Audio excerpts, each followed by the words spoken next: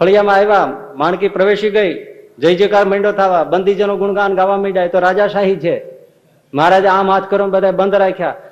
ફૈબા સામે આવી ગયા, હાથમાં ફૂલ લઈને મોતીઓની માળા ને બધું એવું છે, પૂજા સાજ છે વધાવણા કરવા માટે. ફૈબા મહારાજે કીધું ફૈબા રહી જાઓ. અરે મહારાજ હા ફૈબા અમારી એક વાત માનશો? અરે મહારાજ તમારે મને પૂછવાનું હોય, તમારે હુકમ કરવાનો હોય, પણ માનશો ફૈબા? અરે મહારાજ તમારે હુકમ કરો પણ માનશો? ત્રીજી વાર કહ્યું ચમકારો થઈ ગયો. મહારાજ તમારી 100 વાત માનીશ, એક વાત નહીં માન. મહારાજ કે મારે એ જ મનાવવું છે. મહારાજ એ તો હું નહીં માન. ફૈબા તમે બોલો છો? હા મહારાજ હું પોતે બોલું. વિચાર કરો, લ્યો બોલો. મહારાજ કે ફૈબા માનો નહીતર પસ્તાશો, અમે અહીંયા રહેશું નહીં. મહારાજ એ તો તમારી મરજી. ક્યાં સુધી માણસ જડ થઈ જાય છે? મચ્છિયાઓના ફૈબા ચરિત્ર તો જાણીતું છે, સમજવાની વાત એમાં મજાની છે. એવા વસંત પંચમીના રંગોત્સવના મોટા મોટા કેવા ઉત્સવ, હજારો માણસો, 500 પરમહંસો, શ્રીજી મહારાજને ફૈબા લાડ લડાવે, પોતાની સંપત્તિ છૂટી મૂકી દે, બધા મુખમાં આંગળા નાખી જાય એવા ઉત્સવ ફૈબા મચ્છિયાઓમાં કરાવતા. મચ્છિયાઓ ગામ.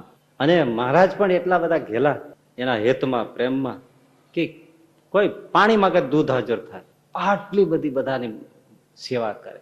બધાને મુખે ફૈબા ફૈબા થાય. મહારાજ પણ ફૈબા ફૈબા. ફૈબા એટલે એક આદરણીય વ્યક્તિ કહેવાય. તો મહારાજ બાળકની જેમ એની પાસે લાડ પણ કરે. એકવાર વસંત પંચમીનો ઉત્સવ થયો અને એટલા બધા એમણે મહારાજને, સંતોને, ભક્તોને રાજી કર્યા એટલે મહારાજ ખુદ રાજી થઈ ગયા. ફૈબાને કીધું જોજો કેવું સમર્પણ છે. સમર્પણ પછી તકલીફો હોય છે એ સમજવાની વાત છે, શું ખોટ છે એ આમાં જોવાની છે. મહારાજ રાજી બહુ થઈ ગયા ફૈબાને કે ફૈબા તમે આજ માગી લ્યો, તમે માગો તે આપી દો. મહારાજ આપશો?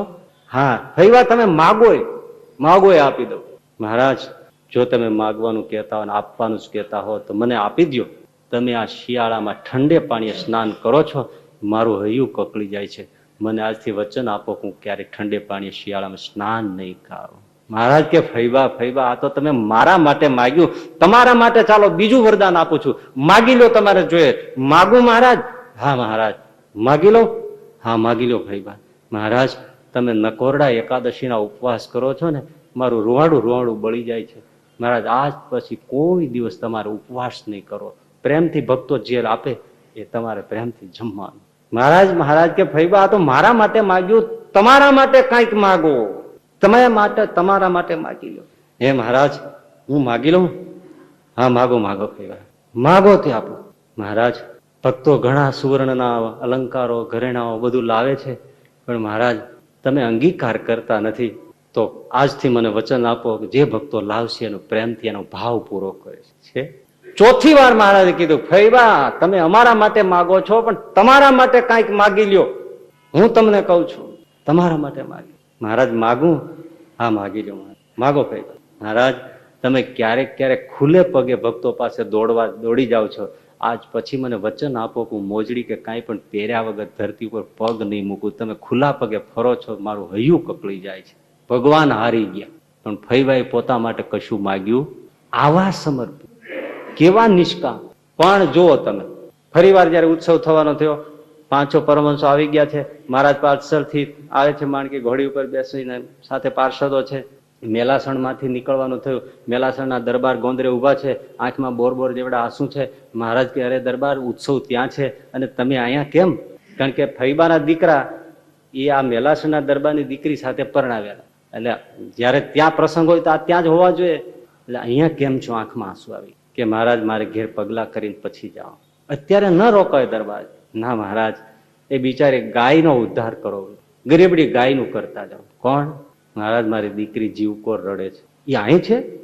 હા.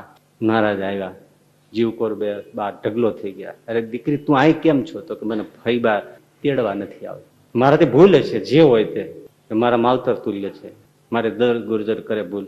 હું અહીં ઘરે પિયરી આમ ક્યાં સુધી બેસી રહું? મારા બાપુ કોચવાય છે, હું કોચવાઉં છું. મારે જે હોય હું ફૈબાને તમે કયો તમે એવી રીતે હું માફી માંગુ. અરે દીકરી જરાય ન કોચો. દરબાર તો રડતા, બાપ તો દીકરી કરતા વધારે જ રડે આવે. તમે જાણો છો આવા પ્રસંગો.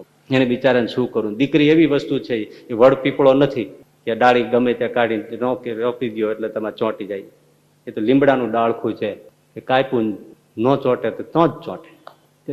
શું કરવા? એટલે મહારાજે વચન આપ્યું કે જીવકોર દીકરી શાંતિ રાખ. ફૈબા તને તેડાવે ત્યાર પછી જ હું મચ્છિયાઓને અંજળ લઈશ. કેટલો કરુણાળુ ભક્ત. ત્યાં સુધી અંજળ નહીં લો. બસ ધરપત થઈ ગઈ ને એને હતું કે ફઈબા તમને માને જ. અને આમણે કીધું કે ત્યાં સુધી અંજળ નહીં લઉં. આવ્યા, ફળિયામાં આવ્યા, માણકી પ્રવેશી ગઈ, જય જયકાર માંડ્યો થવા, બંદીજનો ગુણગાન ગાવા માંડ્યા. તો રાજાશાહી છે. મહારાજે આમ હાથ કરો બધા બંધ રાખ્યા. ફઈબા સામે આવી ગયા, હાથમાં ફૂલ લઈને મોતીઓની માળા ને બધું એવું છે, પૂજા સાજ છે વધાવણા કરવા માટે. ફઈબા મહારાજે કીધું ફઈબા રહી જાઓ. અરે મહારાજ હા ફઈબા અમારી એક વાત માનશો? અરે મહારાજ તમારે મને પૂછવાનું હોય, તમારે હુકમ કરવાનો હોય, પણ માનશો ફઈબા? અરે મહારાજ તમારે હુકમ કરો પણ માનશો? ત્રીજી વાર કહ્યું ચમકારો થઈ ગયો કે વચ્ચે મેલાસણ આવે. મહારાજ તમારી 100 વાત માનીશ, એક વાત નહીં માનું. મહારાજ કે મારે એ જ મનાવવું છે. મહારાજ એ તો હું નહીં માનું. ફઈબા તમે બોલો છો? હા મહારાજ હું પોતે બોલું છું. વિચાર કરો, લ્યો બોલો. હે અમારે એ જ મનાવવું છે. મહારાજ કે ફઈબા માનો નહીતર પસ્તાશો, અમે અહીંયા રહેશું નહીં. મહારાજ એ તો તમારી મરજી. ક્યાં સુધી માણસ જડ થઈ જાય છે. પણ હું એ અભાગણીનું મોઢું જોવા માંગતી નથી. હા હા હા હા મહારાજ કે એ જીવકોર અભાગણી નથી, એનું મુખ જોયાથી તો પાપ પડી જાય. તમે એને અભાગણી કહો છો? હા મહારાજ મારા માટે અભાગણી છે, મેં એના નામનું નાઈ નાખ્યું છે. મારા ઘરમાં એનો અભાગણી. પછી બીજા શબ્દો બોલી ગયા, એનું મારા ઘરમાં પગ નહીં.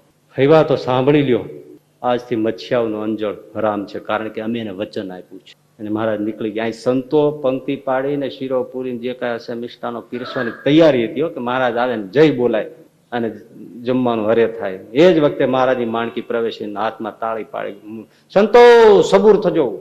હા મહારાજ પથ્થરમાં ભોજન પીરસાઈ ગયું તો હેઠું ઢોળી નાખજો અને ફાજા પથ્થર જોડીમાં નાખીને હાલી નીકળો, કારણ કે મેં મચ્છિયાઓના અંજળ હરામ કર્યા છે. હડા હાહાકાર થઈ ગયો. હરિભક્તો થાળીઓને ઠેબા મારી મારીને ઉભા થઈ ગયા. બધા સંતોએ પથ્થરને રગદોળી કોઈએ ધોયા ન ધોયા નાખી દીધા. ક્ષણની અંદર રાજીપો દૂર થઈ ગયો. બોલો. અને સંતો હાલી જ નીકળ્યા આગળ, મહારાજને પાછળ સંતો. એ ગામમાં શું થયું છે વિચાર કરો. અને ત્યારે પછી ફઈબાને થઈ ગયું કે ખરેખર મને એમ હતું કે નહીં જાય મહારાજ, પણ એવા પડખે વાળા હોય ને એટલે એમાં એક જણ હતો, એમણે કીધું કે આ તો સહજાનંદ સ્વામી છે ને વેશ કરે, હમણાં પાછા આવશે. આવા બહુ પડખે વાળા બહુ હેરાન કરી નાખે. ફઈબા ઘડીક ધીરજ રાખી ગયા, પણ આ તો બધું ઊંધું પડી ગયું. પછી ફઈબાને થયું કે ઓહો આ તો બાજી આખી ઉલટી થઈ ગઈ. અને દોડ્યા ફઈબા, માથા પછાડતા આવે. અરે કોઈ મહારાજને મનાવો, અરે મહારાજને રીઝાવો, કોઈને મોકલો. મુક્તાનંદ સ્વામી તો માં કહેવાય, એમની પાસે જાઓ, એમને રોકો ને એમને કયો. ફઈબા માથા પછાડે છે, મહારાજને વિનંતી કરો, મહારાજ પાછા આવો. તમે જેમ કયો એમ ફઈબા કરવા તૈયાર થઈ જાય છે. ત્યારે મુક્તાનંદ સ્વામીએ કેવડાવ્યું કે ફઈબાને કહેજો કે આ ચૂંદડી સહજાનંદ સ્વામીની છે, ફઈબાની નથી. જ્યાં મારો બાપ ના પાડી દેતો હોય પછી મુક્તાનંદ સ્વામી એને મનાવવા ના જાય, એને અંજળ હરામ કરવા પડે ત્યાં સુધી કોઈ વ્યક્તિ જાતિ હોય એ એના દાસથી સહન ન થાય. આ બધી ભક્તિઓ પ્રગટ થવાની ભંગીમાં આવે છે. નારે વેવલાય મંડીએ કરવા કે પ્રસંગે કેમ શું નથી આપણે જોઈ શકતા. અને તે દિન ઘડીને પછીનો દી કોઈ દિવસ મહારાજ મચ્છિયાઓમાં ગયા. આજ પણ તમે જુઓ મચ્છિયા ઉજ્જડ છે, એ પ્રદર્શન સ્થાનો આ તે બધું, પણ કઈ તમે રોનક નથી છે બધું કઈ. આટલું બધું થાય. હવે આની પાછળ આપણે એમ કહીએ, જાણવાની વાત એ છે કે આપણે એમ કહીએ કે ફઈબાનો જિદ્દી સ્વભાવ, આટલું જ આપણે મેસેજ લઈએ છીએ. શું? પણ આપણે આગળ પણ કહ્યું છે કે જીદ છે એ તો અહંકારની દીકરી છે. આ યાદ રાખવાનો, અહંકાર હોય ત્યારે જીદનો જન્મ થાય છે, પાલે પોષે છે. મૂળમાં અહંકાર છે. કઈ રીતે કે આટલા ઉત્સવો થયા, મહારાજ વખાણતા હોય, 4 વરદાન માગવાનું કહેતા હોય, નિષ્કામ ભાવે વર્તતા હોય, ફઈબાનો ગુંજારો થતો હોય, આટલું બધું થાય. અહંકારનો કોટો આવ્યા વગર શિવલાલને આવે, તામને આવ્યો જ હોય, દરેકને આવે, પણ મોડનારા હોવા જોઈએ ને. પણ તમે એ વિચાર કરો, મારે બહુ સૂક્ષ્મ માર્મિક વાત પકડવાની છે મારે તમારે, કે આટલું હોવા છતાં સહજાનંદ સ્વામી એને કહી શક્યા નથી ફઈબા અહંકાર કોટો કાઢે છો.